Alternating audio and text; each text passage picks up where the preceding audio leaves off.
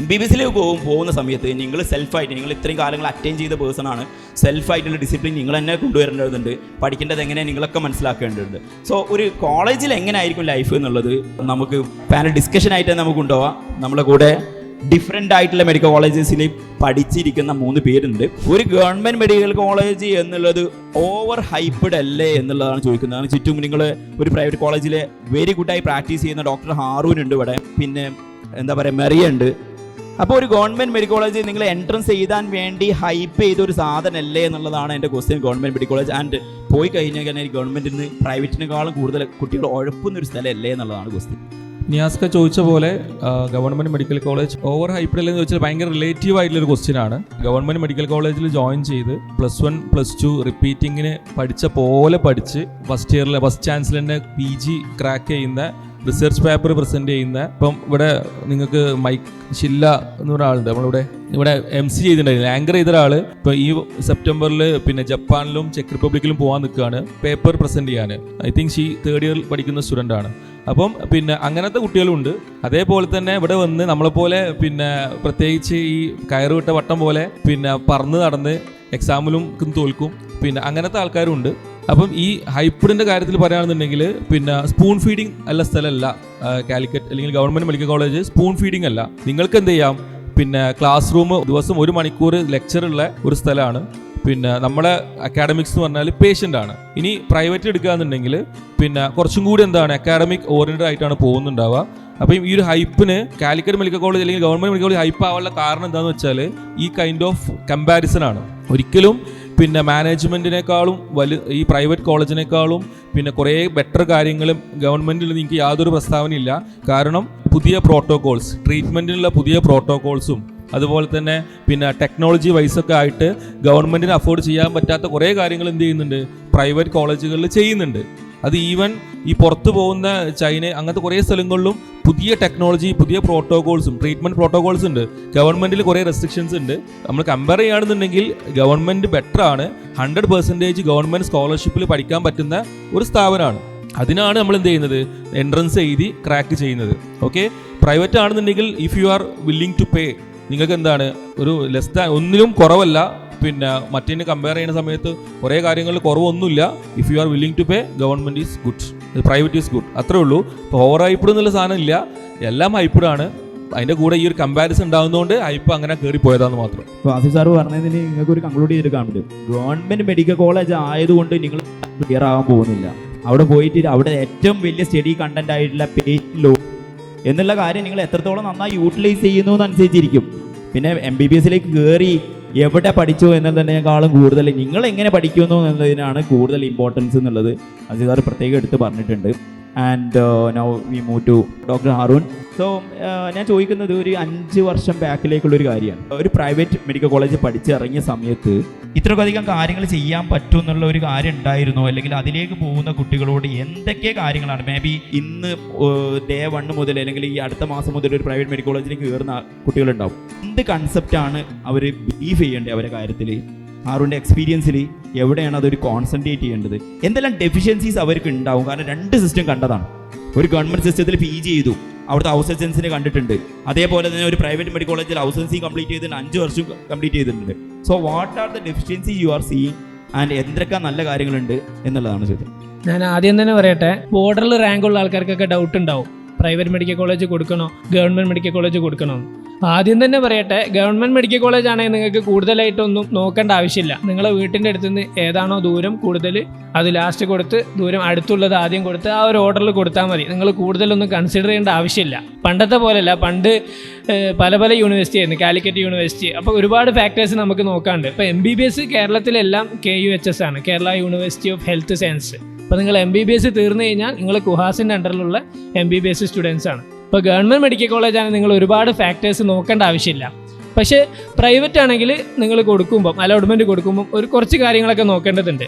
പക്ഷേ ഒരു അഡ്വാൻറ്റേജ്, കേരളത്തിൽ എല്ലാത്തിനും ഒരു മിനിമം സ്റ്റാൻഡേർഡ് ഉണ്ട്. അപ്പോൾ എൻ്റെ ഒരു അനുഭവം പറയാം.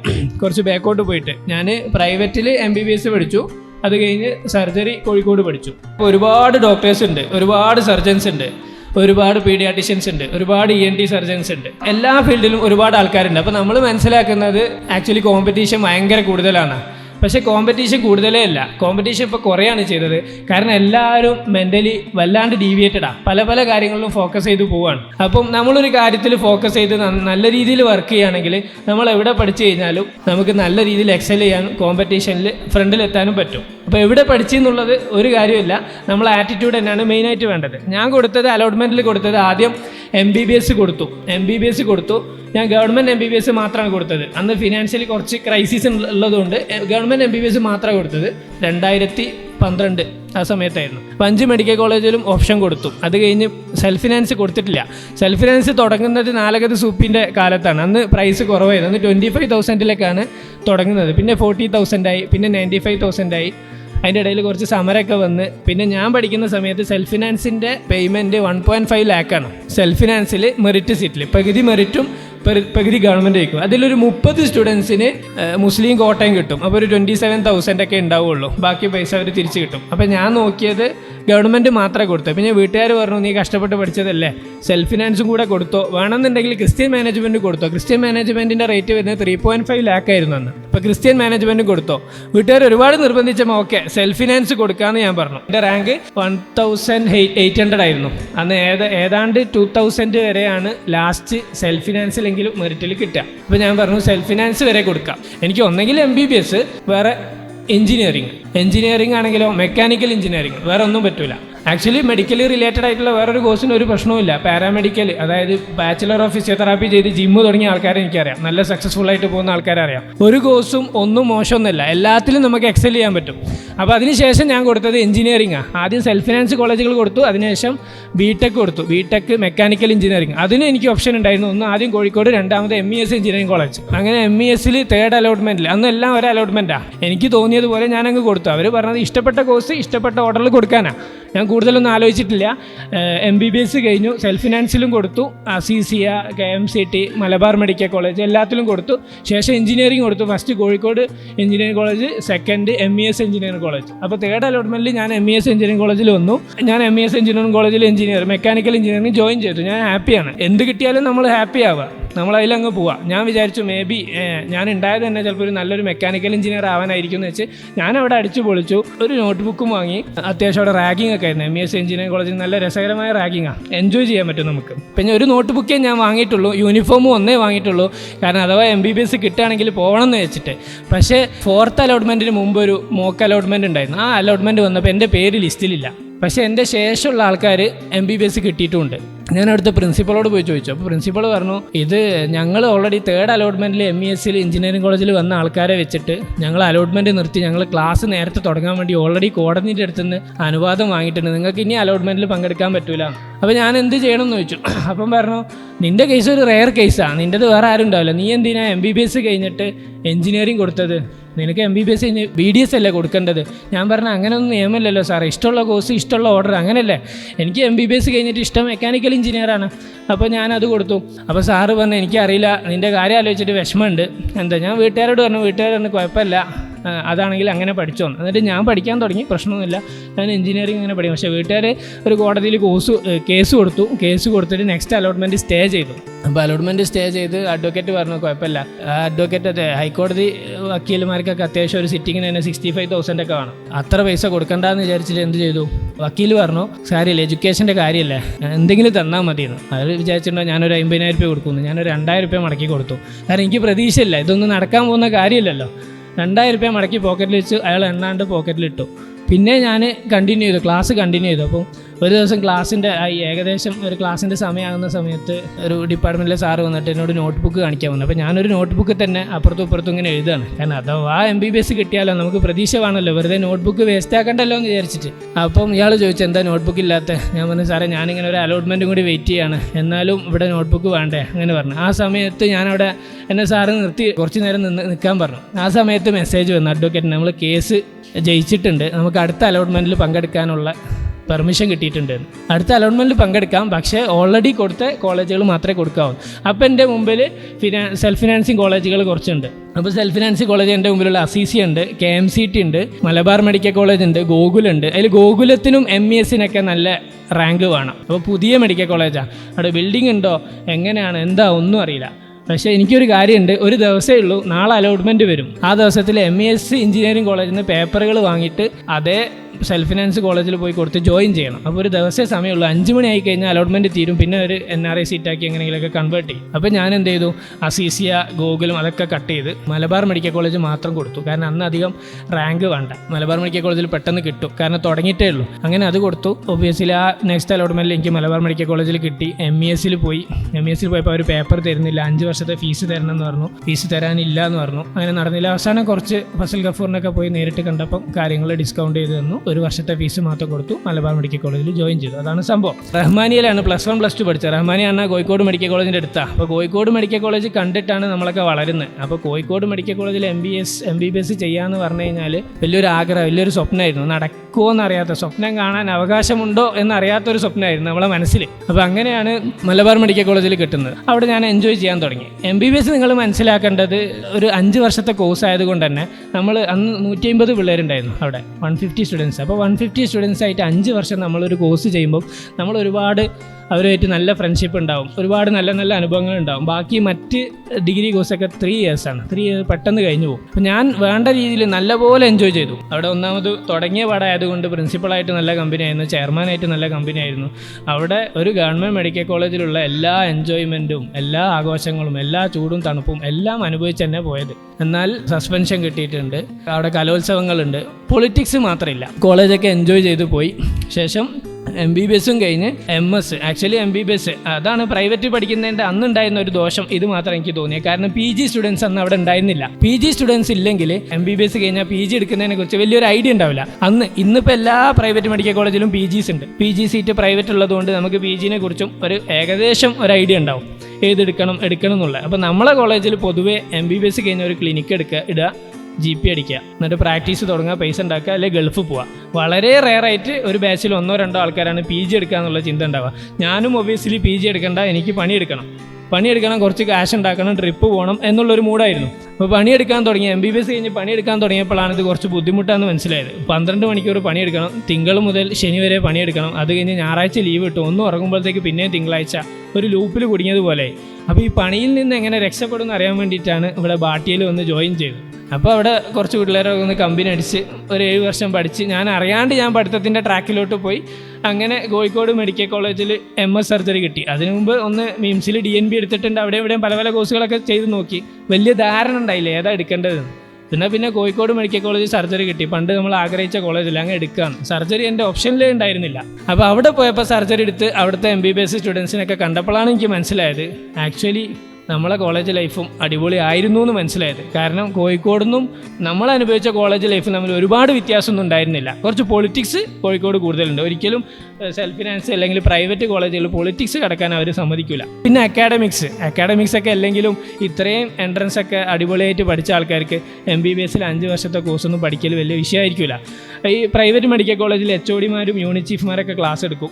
ഗവൺമെൻറ് മെഡിക്കൽ കോളേജിലാണെങ്കിൽ കൂടുതലും SRമാർ അല്ലെങ്കിൽ APS ആ ലെവൽ ക്ലാസ്സുകളാണ് കൂടുതലും കിട്ടുക. ബാക്കി patient load obviously government medical കോളേജിലാണ് ഒരുപാടുള്ളത്, പ്രൈവറ്റിൽ കുറവാണ്. പക്ഷേ ഇപ്പോൾ എല്ലാ ഹോസ്പിറ്റലിലും ഗവൺമെൻറ് ഇൻഷുറൻസ് ഉള്ളതുകൊണ്ട് അത്യാവശ്യം കേസുകളും ഉണ്ട്. അപ്പോൾ എനിക്ക് റിട്രോസ്പെക്റ്റീവ്ലി ആലോചിക്കുമ്പോൾ ഞാൻ ആക്ച്വലി രണ്ടും എൻജോയ് ചെയ്തിരുന്ന ഒരു പ്രൈവറ്റ് മെഡിക്കൽ കോളേജിൻ്റെ എല്ലാ കാര്യങ്ങളും എൻജോയ് ചെയ്തു. ഗവൺമെൻറ് മെഡിക്കൽ കോളേജിൻ്റെ ഒരു PG ലൈഫും കിട്ടി. അപ്പോൾ PG ഇല്ലെങ്കിൽ തന്നെ എൻ്റെ ഒരു ഫ്രണ്ട്, എൻ്റെ റൂംമേറ്റ് MBBS ഫൈനൽ ഇയർ ആകുമ്പോൾ തന്നെ ചെറിയ ക്ലിനിക്കൊക്കെ സ്റ്റാർട്ട് ചെയ്ത് ആരും അറിയാണ്ട് GP അടിച്ചു. ഇപ്പോൾ 4-5 ക്ലിനിക്കിൻ്റെ ഓണറാണ്. നല്ല റവന്യൂ ഉണ്ടാക്കുന്നുണ്ട്. ഞാൻ PG ചെയ്യുന്ന സമയത്തും എനിക്ക് എന്തെങ്കിലും പൈസയൊക്കെ ആവശ്യമുണ്ടെങ്കിൽ അവനോടാ കടം ചോദിക്കുക. അവനിപ്പോൾ ഒരുപാട് ബിസിനസ്സും കാര്യങ്ങളും ഉണ്ട്. അപ്പം PG എടുത്താലേ പ്രൈവറ്റിൽ പഠിച്ചു കഴിഞ്ഞാൽ മെച്ചപ്പെടൂ എന്നൊന്നുമില്ല. അപ്പോൾ പ്രൈവറ്റ് ആക്ച്വലി ഇത് കുഹാസിൻ്റെ അണ്ടറുള്ള MBBS ആണ്. അതുകൊണ്ട് പ്രൈവറ്റ് മെഡിക്കൽ കോളേജിൽ പഠിച്ചാൽ പ്രത്യേകിച്ച് പ്രശ്നമൊന്നുമില്ല. ഒബ്വിയസ്ലി ആദ്യം കൊടുക്കേണ്ടത് ഗവൺമെൻറ് മെഡിക്കൽ കോളേജ് തന്നെയാണ്. കാരണം പേഷ്യൻ്റ് ലോഡും കാര്യങ്ങളും പൈസയും ഇല്ല. പൈസ ഒരു പ്രശ്നം തന്നെയാണ്. ഇന്ന് 8-9 ലക്ഷം ഉണ്ട് അല്ലേ. അപ്പം നിങ്ങൾ കഷ്ടപ്പെട്ട് വീട് വിട്ട് വീട്ടുകാർ വീടൊക്കെ വിറ്റ് സ്ഥലമൊക്കെ വിറ്റ് അല്ലെങ്കിൽ ലോണൊക്കെ എടുത്ത്, ലോൺ എടുക്കുകയാണെങ്കിൽ 40 ലക്ഷം ലോൺ എടുക്കുകയാണെങ്കിൽ പലിശ തന്നെ 25,000 രൂപ വരും മന്ത്ലി. പിന്നെ നിങ്ങൾ കഴിഞ്ഞാൽ നിങ്ങളെ ടെൻഷൻ മൊത്തം അതായിരിക്കും. നിങ്ങൾ ഏകദേശം ഹൗസ് സർജൻസി തീരുമ്പോഴത്തേക്ക് നിങ്ങളെ ടെൻഷൻ മൊത്തം ഇതെങ്ങനെ പേ ചെയ്യുന്നുള്ളതായിരിക്കും. നിങ്ങൾക്ക് വേറെ ഒന്നും ചെയ്യാൻ പറ്റില്ല. അതിൻ്റെ ഇടയിൽ കല്യാണം കാര്യങ്ങളും വരും, ടെൻഷനാവും. പിന്നെ നാട്ടുകാരെ ബോധിപ്പിക്കാൻ കാർ എടുക്കേണ്ടി വരും. അതുകൊണ്ട് ഇല്ലാത്ത പൈസ ഉണ്ടാക്കിയിട്ട് ഒരുപാട് കഷ്ടപ്പെട്ട് ലോൺ എടുത്ത് ഇതിങ്ങനെ ഒന്നും ചെയ്ത് പ്രൈവറ്റിൽ എടുക്കേണ്ട ആവശ്യമില്ല. ഫിനാൻഷ്യലി പ്രശ്നമില്ല. കുറച്ച് പുറമ്പോക്ക് ഭൂമിയൊക്കെ വീട്ടുകാർക്ക് ഉണ്ടെങ്കിൽ അതൊക്കെ വിറ്റിട്ട് ഒന്ന് MBBS ഒന്ന് എടുക്കുന്നതിൽ തെറ്റില്ല എന്നാണ് എൻ്റെ അഭിപ്രായം. ഒരുപാട് ടാലൻറ്റഡ് ആയിട്ടുള്ള പിള്ളേരെ കൂടെ പഠിക്കുക എന്നുള്ളത് ഗവൺമെൻറ്റിൽ നിന്ന് അല്ലെങ്കിൽ അവിടുത്തെ കുറച്ച് പേഷ്യൻ്റ് ലോഡ് കിട്ടുക എന്നുള്ളത് അഡ്വാൻറ്റേജ് തന്നെയാണ്. സോ എനിക്കും പേഴ്സണലി എക്സ്പോഷർ ഇല്ലാത്ത മേ ബി എനിക്ക് പ്രൈവറ്റിൻ്റെ എനിക്ക് അത്ര എക്സ്പോഷർ ഇല്ലാത്ത കാര്യമാണ് മെറിയൻ്റെ അടുത്ത് നിന്ന് കിട്ടാറുള്ളത്. ഫസ്റ്റ് ചാൻസിൽ തന്നെ FMG ക്ലിയർ ചെയ്തു. ഇപ്പോൾ ഗവൺമെൻറ് മെഡിക്കൽ കോളേജിലാണ് ഇന്റേൺഷിപ്പ് ചെയ്തുകൊണ്ടിരിക്കുന്നത്.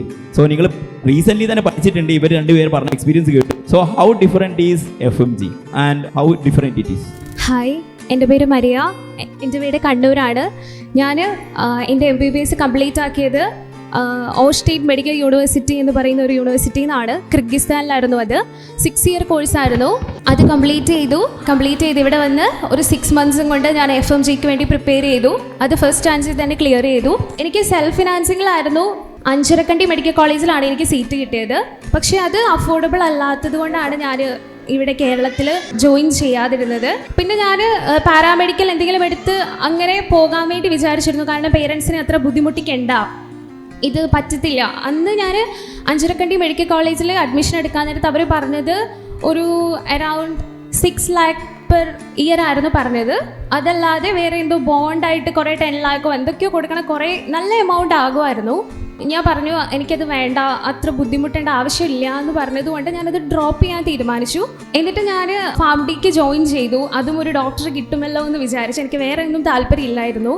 ഞാൻ ക്ലാസ്സൊക്കെ കൂടി ഒരു 1 week കഴിഞ്ഞപ്പോഴത്തേനും എൻ്റെ പേരൻസ് എന്നെ വിളിച്ച് പറഞ്ഞു നമുക്കിങ്ങനെ MBBS എബ്രോഡ് നോക്കിയാലോ, അത് കുറച്ചും കൂടി ചീപ്പാണ് ഇവിടുത്തെ സെൽഫ് ഫിനാൻസിങ് കോളേജിനെക്കാളും. സോ നമുക്ക് MBBS കിട്ടും. അത് കഴിഞ്ഞ് ഇവിടെ വന്നൊരു എക്സാം എഴുതി കഴിഞ്ഞ് നമ്മൾ ക്ലിയർ ചെയ്യുകയാണെങ്കിൽ നമുക്കിവിടെ ഡോക്ടറായിട്ട് വർക്ക് ചെയ്യാം എന്നെൻ്റെ പേരൻസ് പറഞ്ഞു. എനിക്ക് താല്പര്യം ഉണ്ടായിരുന്നു. പിന്നെ പേരൻസിന് അത് കുഴപ്പമില്ല, അവർ തന്നെ ഇങ്ങോട്ട് പറഞ്ഞത് കൊണ്ട് ഞാൻ എന്നാൽ പിന്നെ MBBS എബ്രോഡ് ചെയ്യാം എന്ന് വിചാരിച്ച് ആ കരിയർ ചൂസ് ചെയ്തു. എനിക്ക് ഇവിടെ നിന്ന് അങ്ങോട്ട് പോകുന്നതിന് മുമ്പ് FMG എന്താണ്, ഏത് തരത്തിലുള്ള ക്വസ്റ്റ്യൻസ് ആയിരിക്കും, എന്താണ് ശരിക്കും MBBS എന്ന് പറഞ്ഞിട്ടുണ്ടെങ്കിൽ പോലും അറിയണ്ടായിരുന്നില്ല. അവിടെ ചെന്നു ഇവിടുത്തെ ഒരു കൾച്ചറോ ലാംഗ്വേജോ ഒന്നും അല്ലായിരുന്നു അവിടെ.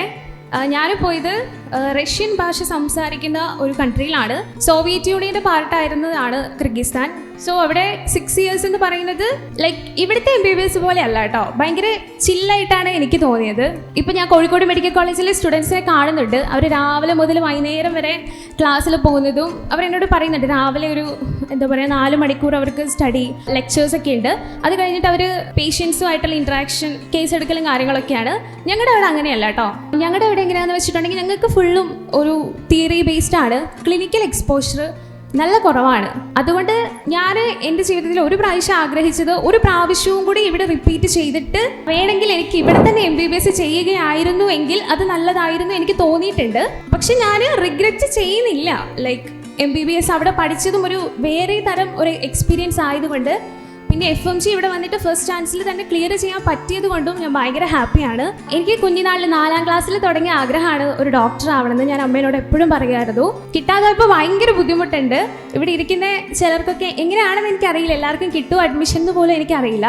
ബട്ട് നിങ്ങൾക്ക് അത്രയും ഡ്രീം ഉണ്ടെങ്കിൽ നിങ്ങൾ MBBS എബ്രോഡ് എടുത്ത് ഇവിടെ വന്ന് ഡോക്ടറായിട്ട് വർക്ക് ചെയ്യുന്നതും നല്ലതാണെന്നേ ഞാൻ പറയുള്ളൂ.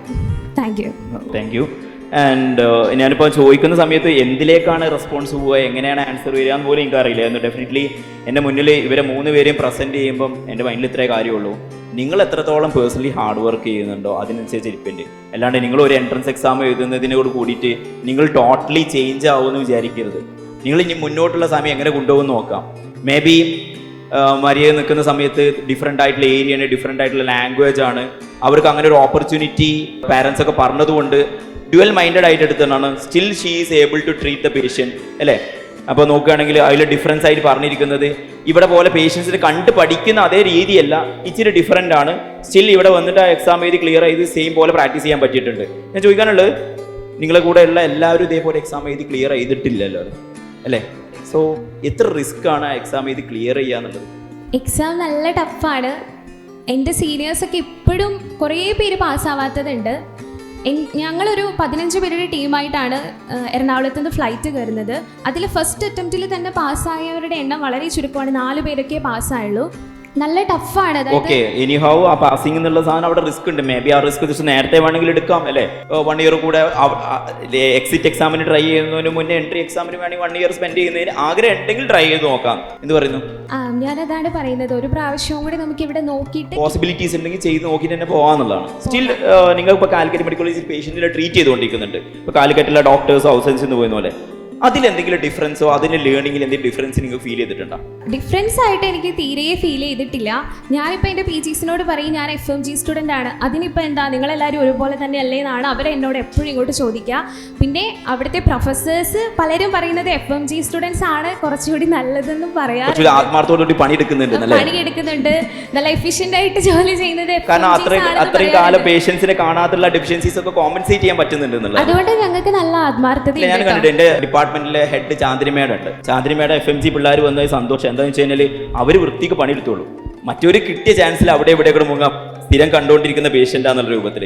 അപ്പോൾ പ്രോസസ്സിന് കുറച്ചുകൂടി താല്പര്യം ഉണ്ട് എന്നുള്ളത് അതുകൊണ്ടാണ് കുറച്ചുകൂടി വൃത്തിക്ക് കാര്യങ്ങൾ ചെയ്യും, കുറച്ചുകൂടി സിസ്റ്റമാറ്റിക് ആയിട്ട് പോകുന്നുണ്ട് എന്നുള്ളതാണ്. ഇവരോട് ഫൈനലി എന്തെങ്കിലും അഡ്വൈസ് കൊടുക്കാനുണ്ടോ? മേ ബി ഇന്ന ഏരിയയിലേക്ക് നോക്കാം, ഇതെൻ്റെ ഡെഫിഷ്യൻസീസ്. കാരണം യൂട്യൂബിൽ ഒരുപാട് ഡിസ്കഷൻസ് നമുക്ക് കാണുന്നുണ്ട്. എനിക്ക് പേഴ്സണലി അറിഞ്ഞുകൂടാ, ഇനി അങ്ങോട്ട് പോയി കഴിഞ്ഞാൽ FMG എന്താവും അറിഞ്ഞൂടാ. നിങ്ങളൊരു ടേക്ക് പറഞ്ഞു കൊടുക്കും, as a their elder sister, അങ്ങനെ ആഗ്രഹിക്കുന്ന ആളോ അല്ലെങ്കിൽ നോക്കുന്ന ആളുണ്ടെങ്കിൽ നിങ്ങളുടെ ടേക്ക് എന്താണ്? മേ ബി അവർക്ക് കൊടുക്കാൻ പറ്റുന്ന advice. They are stuck in between. നന്നായി പഠിച്ചിട്ടുണ്ട്, ഈ വർഷത്തെ എക്സാം എഴുതി മിഡ്വേയിൽ നിൽക്കുന്നതാണ്. പല അഭിപ്രായങ്ങളും സോഷ്യൽ മീഡിയയിൽ നിൽക്കുന്നുണ്ട്. നിങ്ങളുടെ പേഴ്സണൽ ടേക്ക് എന്താ? നിങ്ങളൊരു മിഡിൽ ക്ലാസ് ഫാമിലിയിലുള്ള കുട്ടിയാണെങ്കിൽ ലോണൊക്കെ എടുത്തിട്ടാണ് നിങ്ങൾക്ക് എബ്രോഡ് പോകേണ്ടതെങ്കിൽ ഒന്നും കൂടി ഇവിടെ റിപ്പീറ്റ് ചെയ്തിട്ട് അതിലേക്ക് നോക്കുന്നതായിരിക്കും നല്ലതെന്നേ ഞാൻ പറയുള്ളൂ.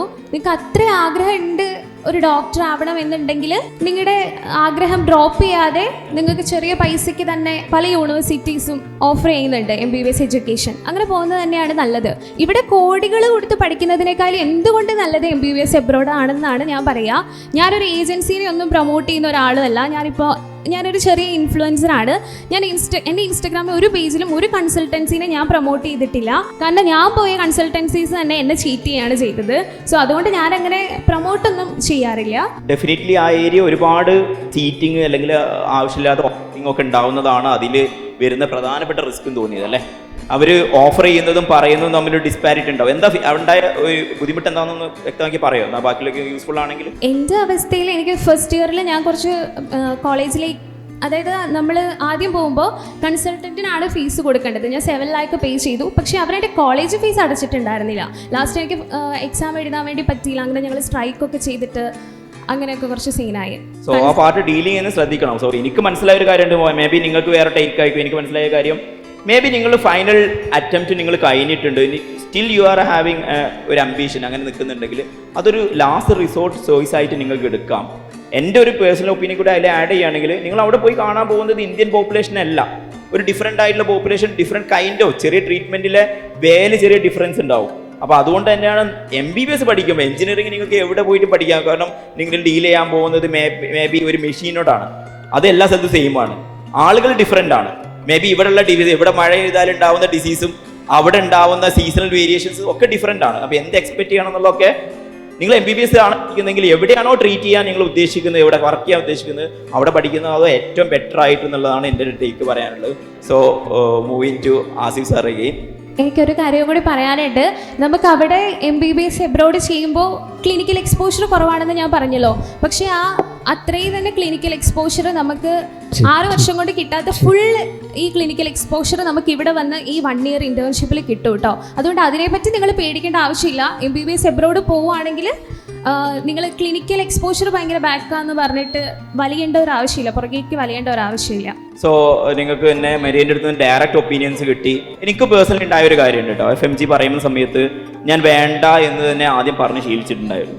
പിന്നെ മനസ്സിലാക്കാൻ പറ്റിയത് ഒരു ഗ്രൂപ്പ് ഓഫ് സ്റ്റുഡൻസ് എന്തായാലും പോകുന്നുണ്ട്. നമ്മുടെ നാട്ടിൽ അക്സെപ്റ്റഡ് ആയിട്ടുള്ള എന്ത് സിസ്റ്റം ആണെങ്കിലും അതിലേക്ക് പോകുന്ന ആളുകളെ നമ്മൾ ഒരിക്കലും എതിര് പറയേണ്ട ആവശ്യമില്ല. It's there choice. അവരിഷ്ടപ്പെട്ടുകൊണ്ട് ചെയ്യുന്ന ഒരു കാര്യമാണ്. അതിൽ അവർ ഔട്ട്കം കൊണ്ടുവരുന്ന ആളുകളുണ്ട്. മേ ബി നിങ്ങളുടെ സീനിയേഴ്സിലോ ഇവിടെ തന്നെ FMG ബെസ്റ്റ് സ്പെഷ്യലിസ്റ്റ് ഡോക്ടറായി പ്രാക്ടീസ് ചെയ്യുന്ന ഡോക്ടേഴ്സ് ഒരു ഫസ്റ്റ് റിസോർട്ടായിട്ട് നിങ്ങൾ ചൂസ് ചെയ്യരുത്. ഏജൻസി റിലേറ്റഡ് ആയിട്ട് കണക്ട് ചെയ്യുന്ന പേഴ്സൺസ് ആകുമ്പോൾ അതിൻ്റെ റിസ്കുകളുണ്ട്.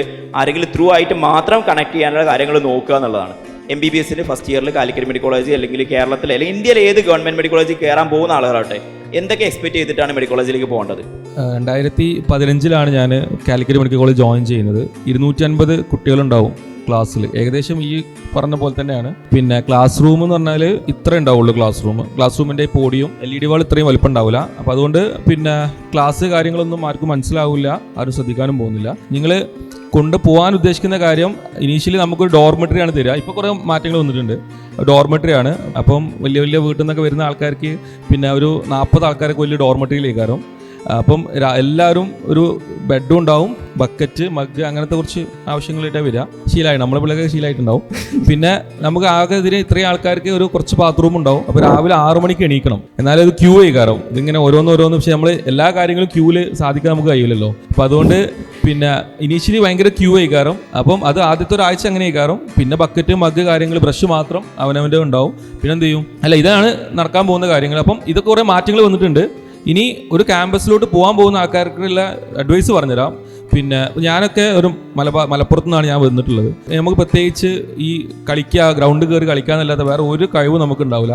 എന്ത് കളി, ക്രിക്കറ്റോ ഫുട്ബോളോ ഒക്കെ അങ്ങോട്ടും ഇങ്ങോട്ടും കളിക്കും. പിന്നെ പാര വെക്കുക, അങ്ങനത്തെ പരിപാടി മാത്രമേ നമുക്ക് ഒരു സ്കില്ലായിട്ടുണ്ടാവുള്ളൂ. പിന്നെ ഞാൻ വരുന്നത് 250 പേരുള്ള ക്ലാസ് റൂമിലാണ്. അതിൽ പിന്നെ കുറേ കാര്യങ്ങൾ പ്രൊഫഷണലി പഠിച്ച ആൾക്കാരുണ്ട്. അത് പിന്നെ മ്യൂസിക്കൽ ഇൻസ്ട്രുമെൻറ്റ്സ്, പല ടൈപ്പ് ഓഫ് സ്കില്ലുള്ള ആൾക്കാരുണ്ട്. സ്റ്റേറ്റ് കലോത്സവങ്ങളിൽ പോയ, സ്റ്റേറ്റ് സ്പോർട്സിൽ പോയ, സ്പോർട്സ് കോട്ടയിൽ നാഷണലി ഷൂട്ടേഴ്സ് ആയിട്ടുള്ള ആൾക്കാർ, സ്പോർട്സ് കോട്ടയിൽ കയറിയ ആൾക്കാരുടെ ഇടയിലേക്കാണ് നമ്മൾ പോകുന്നത്. അപ്പം പ്രത്യേകിച്ചൊരു പിന്നെ നമ്മൾ പിന്നെ എവിടെയോ വന്ന് പെട്ട പോലെ തോന്നും. പല ടൈപ്പ് ഓഫ് ആൾക്കാരെ കാരണം എല്ലാ കാര്യങ്ങളും ഒരുമിച്ച് കൊണ്ടുപോകുന്ന കുറേ കുട്ടികളുണ്ടാവും. അങ്ങനെ കുറേ ആൾക്കാരുണ്ടാവും. അപ്പം ഇവരൊക്കെ എന്തെങ്കിലും പ്രോഗ്രാം സമയത്ത് ഫുൾ ഷോ കാരണം നമുക്ക് പ്രത്യേകിച്ച് നമ്മളിങ്ങനെ അന്തം വിട്ടിരിക്കുക കാരണം പിന്നെ ഇവരിങ്ങനെ അവർ അടിപൊളിയായിട്ട് പിന്നെ പാട്ട് പാടുന്നു, ഡാൻസ് കളിക്കുന്നു, ഗിറ്റാർ വായിക്കുന്നു. അപ്പം നമ്മൾ പിന്നെ ഞാനൊക്കെ വന്ന സമയത്ത് എനിക്ക് പ്രത്യേകിച്ച് ഒരു ആദ്യത്തെ 6 മാസം ഇങ്ങനെ ഞാൻ എന്താ ചെയ്യേണ്ടത് പോലും അറിയാത്തൊരു സമയമായിരുന്നു. ബട്ട് സംസാരിക്കുക ഒന്നും അറിയില്ല. പിന്നെ ആകെ ഉള്ളത് കുറച്ച് ഫിസിക്സ്, കെമിസ്ട്രിയും ബയോളജിയും പഠിക്കുക, എൻട്രൻസ് കിട്ടി, അത്ര മാത്രമേ അറിയുള്ളൂ. ഇത് ആയി കഴിഞ്ഞു, കോളേജിൽ വന്നു, ഡിഫറെൻ്റ് ആൾക്കാരെ കാണും, പല ടൈപ്പ് ഓഫ് ക്യാരക്ടറുള്ള ആൾക്കാർ കാണും. 250 ക്യാരക്ടറാണ്. നമുക്ക് തീരെ പറ്റാത്ത ക്യാരക്ടറുള്ള ആൾക്കാരെക്കാരം നമ്മൾ തൊട്ട് മുകളിൽ കിടന്നുറങ്ങുന്നുണ്ടാവുക. അതിപ്പം ഗവൺമെൻറ് ആയിക്കോട്ടെ പ്രൈവറ്റ് ആയിക്കോട്ടെ, നിങ്ങളൊരു കോളേജിൽ പോകുമ്പോൾ ഉണ്ടാകുന്ന കാര്യമാണ്. ആ ആൾക്കാരുമായി സംസാരിക്കുക, നമ്മളായിട്ട് മാറുന്നത്. ഇപ്പം ഞാൻ ഫൈനൽ ഇയർ കഴിഞ്ഞ സമയത്താണ് ഞാനും നിയാസ്ക്കൊക്കെ ഡോപ്പ എന്ന് പറയുന്ന ഒരു ആശയം നമ്മൾ ഡിസ്കസ് ചെയ്ത് തുടങ്ങിയതൊക്കെ. അപ്പം ഒരിക്കലും ഞാൻ അവിടെ ഇരുന്ന് വേറെ ഒരു കാര്യത്തിലോട്ടും പോവാതെ എന്നെ പേഴ്സണലി ഞാൻ സെൽഫ് മോൾഡ് ചെയ്യാതെ ഒരിക്കലും നമുക്കൊരു കാര്യം ചെയ്യാൻ പറ്റില്ല. അത് ഡോക്ടർ ആയിക്കോട്ടെ, ഏത് ഫീൽഡിലായിക്കോട്ടെ. അപ്പം ഒരു കോളേജിൽ പോകുന്ന സമയത്ത് നിങ്ങൾ 5-5.5 കൊല്ലം നിങ്ങൾ മോൾഡ് ചെയ്യാനും വേണ്ടിയിട്ടാണ് പോകുന്നത്. ഓക്കെ, നിങ്ങളുടെ കമ്മ്യൂണിക്കേഷൻ നന്നാക്കാനും മാക്സിമം ആൾക്കാരുമായി നെറ്റ്വർക്ക് ചെയ്യാനും, അത് പോസിറ്റീവായിട്ട്. നെഗറ്റീവായിട്ട് കുറേ കാര്യങ്ങൾ നടക്കുന്നുണ്ട്. നെഗറ്റീവായിട്ട് നെറ്റ്വർക്ക് ചെയ്യണമെങ്കിൽ തോന്നുന്നത് പിന്നെ കള്ളുടിച്ചാൽ മതി. നെഗറ്റീവായിട്ട് നെറ്റ്വർക്ക് ചെയ്യാൻ പറ്റും. ഒക്കെ വലിയ ആൾക്കാരാണെന്ന് വിചാരിക്കുന്നത്. ഇപ്പോൾ കോളേജിൽ പോകുമ്പം നിങ്ങൾക്ക് പിന്നെ അങ്ങനത്തെ കുറേ എക്സ്പോഷർ ഉണ്ടാവും. നെഗറ്റീവായിട്ട് നെറ്റ്വർക്ക് ചെയ്യാനുള്ള കുറേ അവസരങ്ങളുണ്ട്. ഞാൻ പറയുന്നത് പോസിറ്റീവായിട്ട് നമ്മൾ അധ്യാപകരോടും നമ്മളെ സീനിയേഴ്സുമായിട്ടും ജൂനിയേഴ്സുമായിട്ടും നെറ്റ്വർക്ക് ചെയ്യുക. നമ്മളതായിട്ടുള്ള വീക്ക്നെസ്സും കാര്യങ്ങളൊക്കെ സ്ട്രോങ് ആക്കുക, സംസാരിക്കുക. അങ്ങനെ നമ്മൾ സ്വന്തം മോൾഡ് ചെയ്യാൻ വേണ്ടി പോവുക. അപ്പോൾ അതിൽ തന്നെ എല്ലാവരും, ഞാനിപ്പോൾ ഇതിൽ MBBS ആകാൻ പോകുന്ന ആൾക്കാരൊക്കെ 5.5 കൊല്ലം കഴിഞ്ഞ് പിന്നെ ഒരു ക്ലിനിക്കൽ പ്രാക്ടീഷണർ ആവുന്ന യാതൊരു ഉറപ്പും ഞാൻ പറയുന്നില്ല. നമ്മൾ കുറേ ആൾക്കാർ എന്ത് ചെയ്യുന്നുണ്ട്, കരിയറിലേക്ക് മാറ്റങ്ങൾ കൊണ്ടുവരുന്നുണ്ട്. പിന്നെ ഞാനിപ്പോൾ നിയാസ്കോൺ ഡിസ്കസ് ചെയ്യുന്നുണ്ട്, നമ്മളൊരു മെഡിക്കൽ സിസ്റ്റത്തിൻ്റെ ഏറ്റവും എൻഡാണ് ഡോക്ടറും രോഗി എന്നുള്ളത്. ഡോക്ടർ പേഷ്യൻ്റ്, ഡോക്ടർ പബ്ലിക് എന്നുള്ളത് ഏറ്റവും എൻഡാണ്. അതിൻ്റെ മുകളിലോട്ടായി ഹെൽത്ത് സിസ്റ്റം ഡെവലപ്പ് ചെയ്യുന്ന ആൾക്കാർ, പിന്നെ ഈ പറയുന്ന ഫാർമസ്യൂട്ടിക്കൽ കമ്പനി, റിസർച്ചുകൾ. നമ്മൾ കൊറോണ സമയത്ത് പിന്നെ വാക്സിൻ കണ്ടുപിടിച്ചില്ലേ, അതൊക്കെ ഡോക്ടേഴ്സിൻ്റെ സംഭാവനയാണ്. അപ്പം അങ്ങനെ ചെയ്യുന്ന കുറേ ആൾക്കാരുണ്ട്. ഗ്ലോബലി നമുക്ക് ആക്സെപ്റ്റൻസ് ഉണ്ട്. അപ്പോൾ ആ രീതിയിൽ നമ്മൾ ബിൽഡ് ചെയ്യണമെന്നുണ്ടെങ്കിൽ നമ്മൾ എന്ത് ചെയ്യണം, നമ്മൾ നല്ല രീതിയിൽ നമ്മൾ പേഴ്സണലി മോൾഡ് ചെയ്യണം. സ്പൂൺ ഫീഡിങ് എന്ന് പറയുന്ന സംഭവം ഒന്നും ഒരിക്കലും ഉണ്ടാവില്ല. നമ്മളെ തന്നെ കൺട്രോൾ ചെയ്യണം. ഇപ്പോൾ നിങ്ങളിതുവരെ പഠിച്ചത് ഹോസ്റ്റലിലാണ്, രാവിലെ എണീപ്പിക്കാൻ ആൾക്കാരുണ്ട്, പിന്നെ നിങ്ങൾക്ക് ഫുഡ്, അങ്ങനെ കുറേ കാര്യങ്ങളുണ്ട്. ഇതൊന്നും ഇല്ലാത്തൊരു സ്ഥലത്തേക്കാണ് നിങ്ങൾ പോകുന്നത്. അപ്പോൾ നിങ്ങളെ തന്നെ ഗാർഡിയനോ നിങ്ങളെ തന്നെ വാർഡനോ നല്ലൊരു പോസിറ്റീവായിട്ട് മുന്നോട്ട് കൊണ്ടുപോയാലേ നടക്കുന്നുണ്ടാവുള്ളൂ. അപ്പം അങ്ങനെ ഇല്ലാത്തതുകൊണ്ട് ജസ്റ്റ് ഒരു പേഷ്യൻറ്റിനെ കാണുക, മെഡിക്കൽ ബുക്സ് കുറേ വായിക്കുക എന്നുള്ളതിനേക്കാളും +2 കഴിഞ്ഞ ഒരു കുട്ടി സ്വന്തം ക്യാരക്ടർ ബിൽഡ് ചെയ്യാനുള്ള ഒരു വേദിയായിട്ട് കാണണം എന്നുള്ളതാണ് അല്ലേ. അതുകൊണ്ട് തന്നെയാണ് പ്രത്യേകിച്ച് ഒരു കഴിവൊന്നും ഇല്ലാത്ത ആസിഫ് സാർ അവിടെ പോയിട്ട് യൂണിയന്റെ നേതാവൊക്കെ ആയത് എന്നുള്ളതാണ്. അവിടെ ഇന്നെ പോലെ തന്നെ മെജോറിറ്റി ആൾക്കാരും എന്നെ പോലത്തെ ആൾക്കാരെ കരുതിയിട്ടുണ്ടാവില്ല. ഈ ചിരിക്കുന്ന ആൾക്കാരടക്കം ഒരു കഴിവുണ്ടാവില്ല. നമുക്കറിയാം, അത് അതിന് സമയമാകുന്നേ ഉള്ളൂ. ഇതുവരെ നിങ്ങളെന്താണ് പിന്നെ നിങ്ങളിപ്പോൾ ചെയ്തത് എന്താണ്? 10ാം ക്ലാസ് പഠിച്ചു, A+ വാങ്ങി, +2 പഠിച്ചു, A+ വാങ്ങി, യാതൊരു തരത്തിൽ A+ന് സർട്ടിഫിക്കറ്റ് ഉണ്ടെങ്കിൽ ഒന്നും കിട്ടാൻ പോകുന്നില്ല. ഇനി നിങ്ങൾ ഇതുവരെ ചെയ്തത് എന്താണ്? അഡ്രസ്സ് ബിൽഡ് ചെയ്യാൻ. നിങ്ങളെ മുമ്പ് പ്രിഫിക്സ് എന്ന് പറയും. എന്താണോ നിങ്ങൾ ആവാൻ പോകുന്നത് അത് നിങ്ങൾ ബിൽഡ് ചെയ്യാനും വേണ്ടിയിട്ടാണ് ഇത്രയും മെനക്കെട്ടത്. അത് നിങ്ങൾ ബിൽഡ് ആയി കഴിഞ്ഞാൽ പിന്നെ നിങ്ങൾക്ക് എന്ത് ചെയ്യാം, നിങ്ങൾക്ക് സ്വന്തമായി എക്സ്പ്ലോർ ചെയ്യാം. നിങ്ങൾക്ക് നിങ്ങളുടെ ഉള്ളിൽ ഉറങ്ങിക്കിടക്കുന്ന കുറേ തരത്തിലുള്ള കഴിവുകൾ, അതിനിപ്പോൾ ഒരു കഴിവില്ലാത്ത ആൾക്കാർക്ക് ബിൽഡ് ചെയ്യാനുള്ള അവസരം കൂടിയാണെന്ത് ഇതുപോലത്തെ വലിയ വലിയ കോളേജുകളും വലിയ വലിയ ആൾക്കാർ പിന്നെ നിങ്ങളുടെ ചുറ്റുവട്ടത്ത് ഉണ്ടാകുന്ന ഈ ഒരു സിറ്റുവേഷനും. അപ്പം അതുകൊണ്ട് അത് പിന്നെ മാക്സിമം എക്സ്പ്ലോർ ചെയ്യുക. ഒന്നും കൂടി പറയുകയാണ്, വളരെ പോസിറ്റീവായിട്ട് എന്ത് ചെയ്യുക, എക്സ്പ്ലോർ ചെയ്യുക എന്നുള്ളതാണ്. കാരണം നിങ്ങൾ വലിയ കുട്ടികളായി, നിങ്ങൾക്ക് നിങ്ങളുടെ ചുറ്റുവട്ടത്തും പല ടൈപ്പ് ഓഫ് ആൾക്കാരുണ്ടാവും, പല ടൈപ്പ് ഓഫ് ആൾക്കാർ എന്ത് ചെയ്യുന്നുണ്ടാവും, പല സിറ്റുവേഷൻസ് നിങ്ങൾ കടന്നു പോകുന്നുണ്ടാവും. അപ്പോൾ അതൊക്കെ ഒരിക്കലും കടന്നു പോകാതെ സൈഡിൽ കൂടി പോകാനൊന്നും കഴിയില്ല. അപ്പോൾ അതൊക്കെ നിങ്ങൾ നിങ്ങളതായ കൺട്രോൾ വെച്ചിട്ട് എന്ത് ചെയ്യുക, ചെയ്തു പോവുക. പിന്നെ നിങ്ങൾക്കറിയാം ഹെൽത്ത് സിസ്റ്റത്തിൽ അസാധ്യമായിട്ടുള്ള പോസിബിലിറ്റീസ് ഉണ്ട്. അത് പഠിക്കുക, അതിനെക്കുറിച്ച് പഠിക്കുക, അതിലോട്ട് പോവുക. ഓക്കെ, എനിക്ക് ഒരു കാര്യം കൂടി ആഡ് ചെയ്യാനുള്ളത്, മേ ബി മെഡിക്കൽ കോളേജിൽ പോയിട്ട് ഒരു പഠിക്കാന്നുള്ള അല്ലാത്ത പല കാര്യങ്ങൾ ചെയ്തുകൊണ്ട് തന്നെയാണ് നമ്മൾ ഇവിടെ നിൽക്കുന്നത്. ഡോക്ടർ ബാട്ടി ഇൻസ്റ്റിറ്റ്യൂട്ടിന്റെ കോച്ചിങ് സെന്റർ ഒരു 3 വർഷം ആവുന്ന സമയത്ത് അല്ലെങ്കിൽ വെരി സെക്കൻഡ് ഇയർ ആസിഫിനെ മീറ്റ് ചെയ്യുന്നത് അടിപൊളി സക്സസ്ഫുൾ ആയിട്ട്, മേ ബി നമ്മൾ ഇൻസ്റ്റിറ്റ്യൂട്ടിന് മെഡിക്കൽ കോളേജിൽ നല്ലൊരു ഓപ്പണിംഗ് തന്ന് അവർ വെച്ചൊരു അവാർഡ് ഫംഗ്ഷൻസ് നടത്താൻ പറ്റി. അപ്പോൾ ഇത്ര അടിപൊളിയായിട്ട് ഒരു ഇവന്റ് നടത്തുന്ന ഒരു പേഴ്സൺ ആയതുകൊണ്ട് തന്നെ ആസിഫ് പറഞ്ഞൊരു ഐഡിയ ഞങ്ങൾ കേട്ടു. ഒരു ദിവസം ചോദിച്ചു, എന്തുകൊണ്ട് നിങ്ങൾക്ക് MEG കോച്ചിങ് നടത്തുന്നത് പോലെ തന്നെ നല്ല പോസിബിലിറ്റീസ് ഉണ്ട്, ഞങ്ങളും എന്തുകൊണ്ട് ഒരു UG തുടങ്ങിക്കൂടാന്ന്.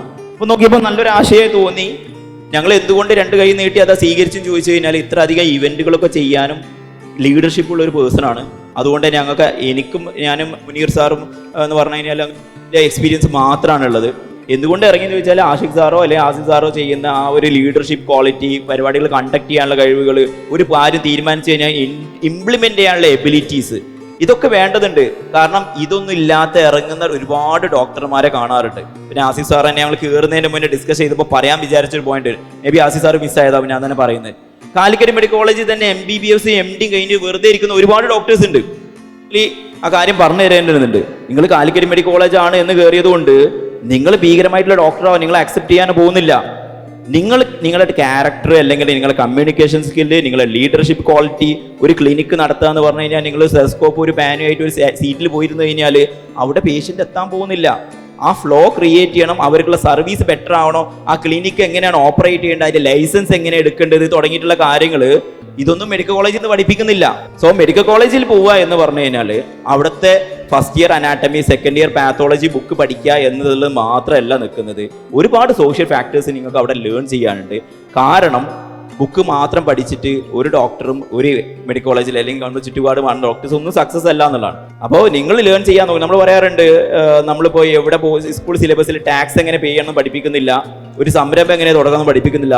ഇതൊക്കെ നമ്മൾ സ്വന്തമായി ലേൺ ചെയ്യേണ്ട. അവിടുന്ന് നമുക്ക് മിനിമം കണ്ടന്റാണ് തരുന്നത്. അത് മെഡിക്കൽ കോളേജിന്റെ റെസ്പോൺസിബിലിറ്റി അല്ല, അത് നമ്മളെ പേഴ്സണൽ റെസ്പോൺസിബിലിറ്റിയാണ്. അപ്പോൾ മെഡിക്കൽ കോളേജിൽ ചെന്ന മുതൽ നിങ്ങൾ ആലോചിക്കേണ്ടത്, നിങ്ങൾ അക്കാഡമിക് കണ്ടന്റ് പഠിക്കുക എന്നുള്ളത് നിങ്ങൾ ഓട്ടോമാറ്റിക്കലി മസ്റ്റ് ആയിട്ട് ലേൺ ചെയ്തിരിക്കും.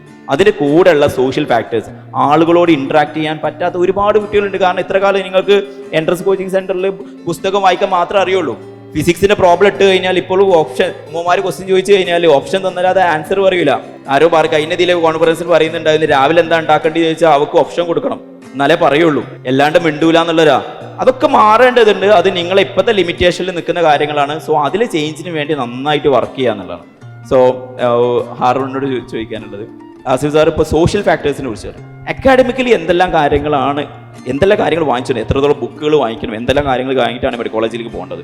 ഞാൻ മാക്സിമം ഗതി കെട്ടാൻ മാത്രമേ സാധനം വാങ്ങുള്ളൂ. ഏറ്റവും മിനിമൽ പർച്ചേസ് എന്നാണ്. ഞാൻ ഫസ്റ്റ് ഇയർ പോയപ്പോൾ തന്നെ ബോൺ സെറ്റ് വേണമെന്നാണ് ഞാൻ വെയിറ്റ് ചെയ്തു. കുറച്ച് വെയിറ്റ് ചെയ്തപ്പം ബോൺ സെറ്റ് ഏകദേശം ആവശ്യമില്ല എന്ന് മനസ്സിലായി. പിന്നെ ഫസ്റ്റ് ഇയറിൽ 3 ബുക്ക് വാങ്ങി. ചൗരശ്യ, ഒരു റെഡ് കളർ ബുക്കാണ്, BD ചൗരശ്യ എന്നൊരു അനാട്ടമിൻ്റെ. അത് 3 4 മാസം കഴിഞ്ഞപ്പോൾ കളഞ്ഞു പോയി. പിന്നെ ഞാൻ ബുക്കേ വാങ്ങിയിട്ടില്ല. പിന്നെ പഠിച്ചവൻ്റെ സഹായം കൊണ്ട് ഫസ്റ്റ് ഇയർ ഫെയിലായപ്പോൾ 6 മാസം ബാക്കായി. അപ്പോൾ എൻ്റെ കൂടെയുള്ള റൂംമേറ്റ്സിലുള്ള 2 ആൾക്കാർ പാസ്സായിട്ടുണ്ട്, 2 ആൾക്കാർ എന്താ പറയുക എൻ്റെ കൂടെയും പാസ്സായിട്ടില്ല. അപ്പോൾ 6 മാസം മുമ്പിലുള്ള ആൾക്കാർ റൂമിൽ തന്നെ ഉണ്ട്. അപ്പോൾ അവർ പഠിച്ച് കഴിയും. 6 മാസം ഒന്ന് അഡ്ജസ്റ്റ് ചെയ്ത് നിന്ന് കഴിഞ്ഞാൽ അവരെ ബുക്ക് കിട്ടും. അപ്പോൾ അത് വെച്ച് തന്നെ പഠിക്കാം. അങ്ങനെ MBBS മൊത്തത്തിൽ ബുക്കില്ലാണ്ട് പോകാൻ പറ്റി. പിന്നെ ഒരു കോട്ട് വാങ്ങി. ആ കോട്ട് തന്നെ ഒരു മഞ്ഞ കളറാകാൻ തുടങ്ങിയപ്പോൾ ഉമ്മ വലിച്ചെറിഞ്ഞു. പിന്നെ കോട്ടും എടുത്തിട്ടില്ല. അങ്ങനെയൊക്കെ അഡ്ജസ്റ്റ് ചെയ്തിട്ടാണ് പോയത്. അപ്പോൾ പ്രൈവറ്റ് ആയി എന്ന് വെച്ചിട്ട് ഞാനൊരുപാട് പൈസ ഒന്നും ചിലവാക്കിയിട്ടില്ല. വർഷത്തിൽ 1.5 ലക്ഷം രൂപ കൊടുത്തിട്ടുണ്ട്. അതല്ലാണ്ട് കൂടുതൽ എക്സ്പെൻസ് ഒന്നും എനിക്കായിട്ടില്ല. പിന്നെ ഒരു ബുദ്ധിമുട്ടുണ്ടായിരുന്നത് ഹോസ്റ്റൽ ലൈഫാണ്. ഹോസ്റ്റൽ ലൈഫ് എന്തായാലും ഈ പീരീഡിൽ നമ്മൾ എൻജോയ് ചെയ്യണം. കാരണം ഹോസ്റ്റൽ ലൈഫിലോട്ട് പോകണം. നമ്മളൊരു പ്രത്യേക പീരീഡാണ്. ഈ ഡോപ്പയിൽ പഠിച്ചതുപോലെയല്ല.